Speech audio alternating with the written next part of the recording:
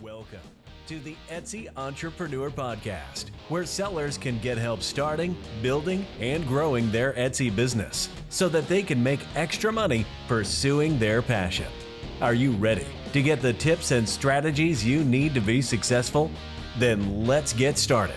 Here is your host, a top 1% full-time Etsy seller, LL. What is up, guys? Welcome to another episode of the Etsy Entrepreneur Podcast. Glad to be back with you guys. It's been quite a journey this year. Just getting over the holidays and the holiday rush and all that good stuff. It was a little stressful at times.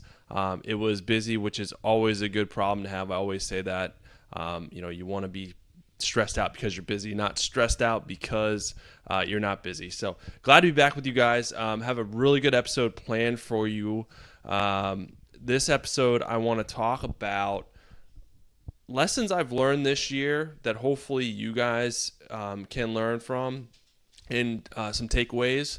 And then I also want to talk about some focuses for the 2020 year coming up that I have planned, different things that I want to focus on, just so you guys kind of know what I'm doing, where my head's at, with my Etsy business as well.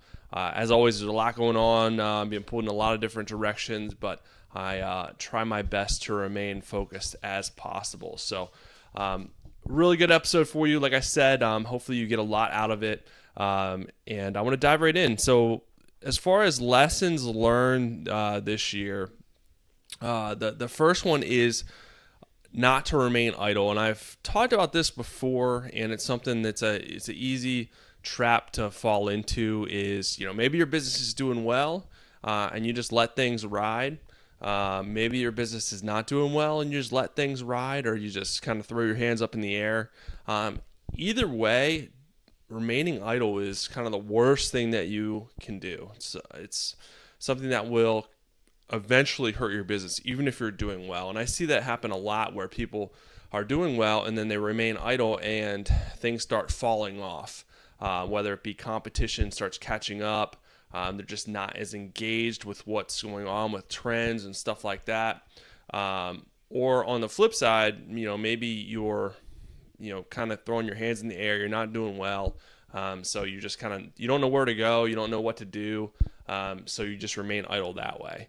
And that's bad too, because how are you ever going to make up ground, if you're not doing anything in your shop? And I see that happen a lot, where people are very frustrated with their sales, very frustrated with what's going on in their shop, but they're not doing anything. They're complaining about Etsy, they're complaining about competition, they're complaining about not knowing what to do, but they're not taking any action to make any changes. What you guys have to realize is nothing's going to change if you don't take any action. Yeah, you can complain about it all you want, but that's not going to change anything in your shop. So just keep that in mind before you guys complain about something, before you decide not to do anything. You just understand that's not going to get you anywhere. So not to knock on you for complaining or stuff like that. We're all human. We all have setbacks. I complain. I try not to, because it's really not going to change anything, but sometimes it doesn't hurt to vent. Especially when things aren't going well. You got to have someone to talk to. You got to vent about it. But kind of the point I want to drive home is just make sure that you guys are doing something about it. When I was in the corporate world, I used to, manage tons of employees at one time, at 150 employees. And a lot of times people love to complain about things going wrong, because there's a ton of stuff that goes wrong in the corporate world, as many of you probably know. And a lot of it you can't control, which is even more frustrating. But when people would come to me with a problem or a complaint, I would always drive the point home. Well, how would you fix it? What's your solution? What are we going to do about it? Because otherwise it's just a complaint, and it's not going to get us anywhere. There's a lot of things that we can complain about. So not to beat a dead horse, but I just kind of wanted to talk about that a little bit. So just make sure you guys are focusing on your business and doing something. Even if you don't know what to do something. That's better than doing nothing. So just keep that in mind as you guys are working towards your 2020 year. All right, so the next thing I want to talk about this year, and it's been a really hot topic of not a fun topic, is the whole free shipping changes with Etsy and all that stuff. So I know this is if you're going to complain about something, it's probably the main thing that you complain about. So one thing I learned is, and I tried to get ahead of the free shipping stuff, so I offered free shipping on all my listings.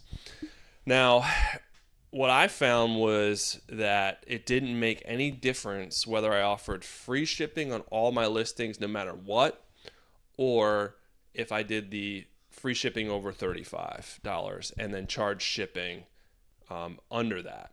I did it both ways, and honestly, by offering free shipping no matter what, I lost a lot more money by doing that.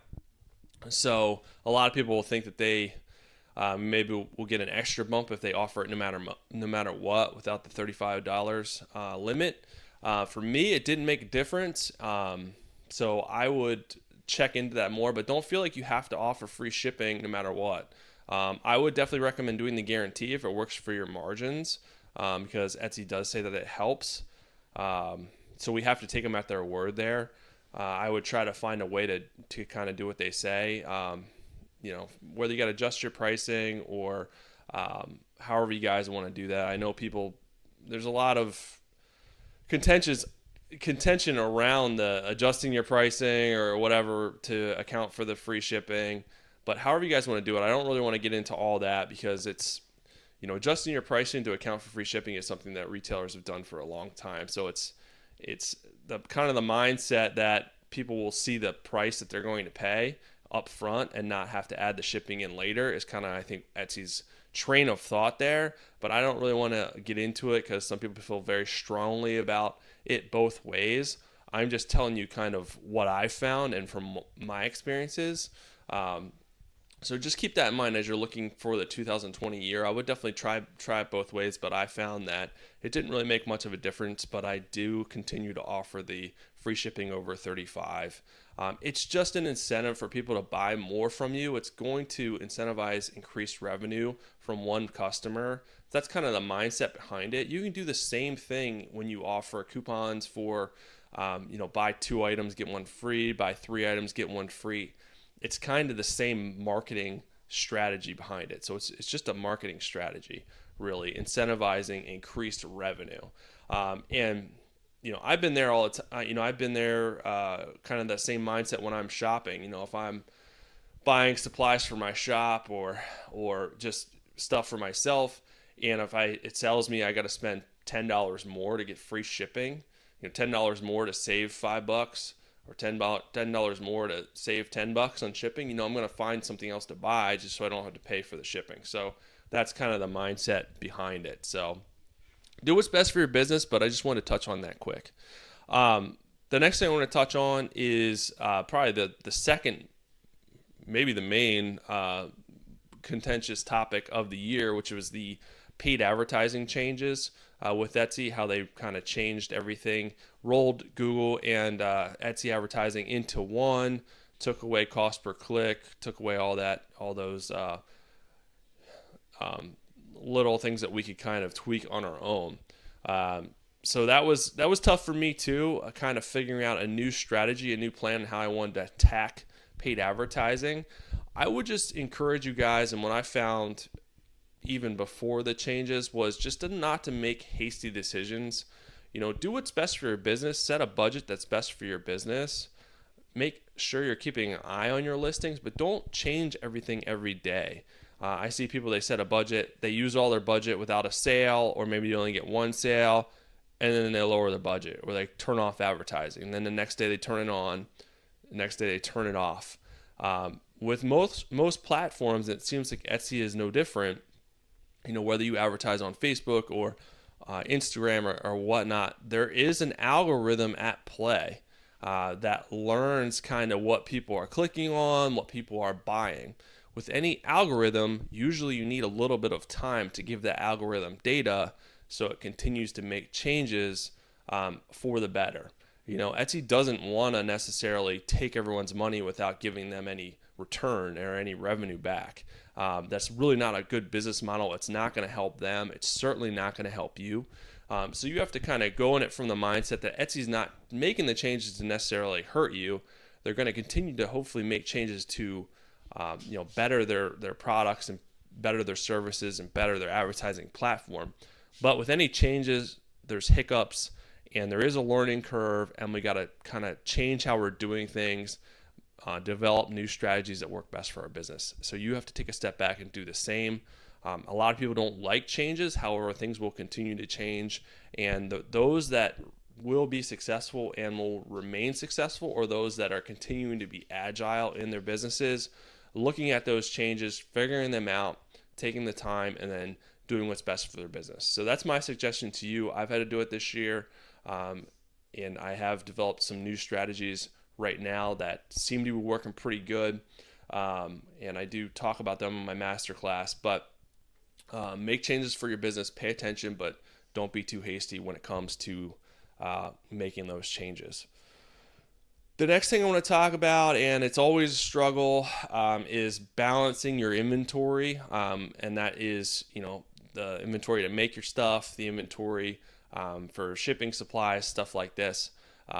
You got to make sure that you are balancing that stuff. The way that I run my business is I try not to buy a ton of stuff up front, especially if I'm offering new products and stuff like that. I don't want to buy a ton of stuff and then it not sell, or I have a ton of supplies left that I don't use.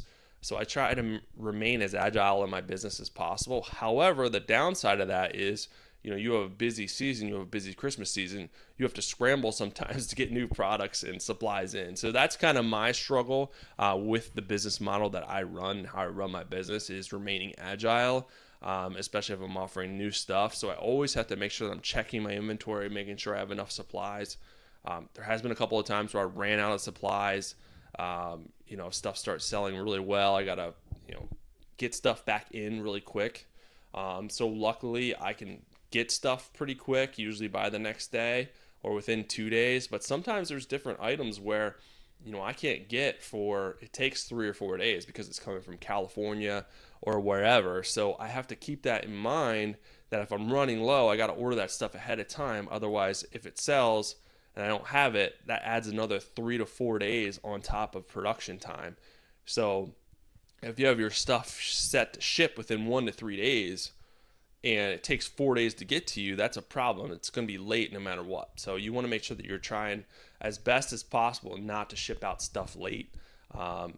It does happen every once in a while, but just try your best not to have it happen because it could end up hurting you. So the next thing I want to talk about is seasonal shipping stuff, kind of along the same lines, but a little bit different. Make sure that you guys are shipping out stuff quick. And I've run into this every year. It's hard to avoid sometimes, but if you guys sell seasonal stuff, say you sell Christmas stuff, and it's important to set deadlines in your announcement page or in your listings. Make sure you order by, December 18th or December 17th. So we have guaranteed shipping before Christmas. So people know, or they should know, that, hey, if I order by then, I'll definitely have it by Christmas. If I order it after that, there's a chance I may not get it. You always have those people that don't message you and just order it after those deadlines. And they expect to get it by Christmas because it's a Christmas item. So I always have to scramble and make sure that I'm getting that stuff out, because 9 times out of 10, those people are going to get that stuff late, and then they're going to want to return it, even though they didn't tell you that they need it by Christmas, even though they didn't order expedited shipping, even though they didn't meet the deadlines. So I would just recommend to you guys, even though your customers don't ask you to, make sure you're shipping that stuff out as soon as possible. If you're selling seasonal stuff, holiday stuff, I would just scramble to get it out as quick as possible, even if it's after a deadline, because you don't want to have those returns. And you may have the occasional person reach out and be upset that they didn't get it in time, even though it's after the deadline. That does happen too. But more so, people probably are just going to want to return it and because they didn't get it in time. So that's one way that you can hopefully avoid some returns, is just, scramble to get stuff out if possible. Sometimes it's not possible. And you don't want to buy expedited shipping if they didn't pay for it either. So just do your best. But I wouldn't sit back and say, well, if it's after the deadline, I'll just ship it according to the normal processing times, because that attitude will end up coming back and hurting you. So just keep that in mind, especially if you guys offer holiday stuff coming up for these whatever holidays are coming up. Like, I know Christmas is a big one. After Christmas, you're like, whatever holidays. So if you're recovering like me. So all right, so the next thing I want to talk about with you guys is different focus areas for 2020. Jeez, it gets weird saying 2020. Anyways, so these are things that I'm going to focus on this year, and it's important to kind of sit down, look at your business, see what you guys are going to focus on for this new year, and hopefully kill it. So that's the main goal, right? Is to do better than you did last year. So this may seem counterintuitive, but the first thing is do more of what's working. So look at your business. What is working good in your business? What products are selling? What designs are selling? What items are selling? Can you do more of those items? Or can you do similar items? Or maybe different variations of those items to sell more? Your customers are telling you that, hey, we like this. And there's a good chance that they may want more of it. So is there another version, another similar item that you guys can create or work towards to sell more of what is working? So look at your popular stuff that's selling. Look at what's selling the most. Another way to look at it is those items that are selling the most. Look at your keywords that people are clicking on or using. So you can go into the stats section, and then you can click on individual listings of the ones that are their top sellers, and you can see all the keywords that people are using to find that item and basically how many times they're clicking on it. So if you have an item where, in the last 30 days, it's getting 50, 60, 100 hits on that keyword, that's probably a strong keyword that they're using to find your items, if that item is a bestseller. So that's one way you can kind of look at it. Maybe you can use more of those keywords if you have similar products, or like I said, maybe you want to create more products that are similar and use those keywords to help you sell them. If it's the exact same product, that's not going to help you, but change it up a little bit. A lot of times you can offer different variations, similar concepts, stuff like that, that are doing pretty well.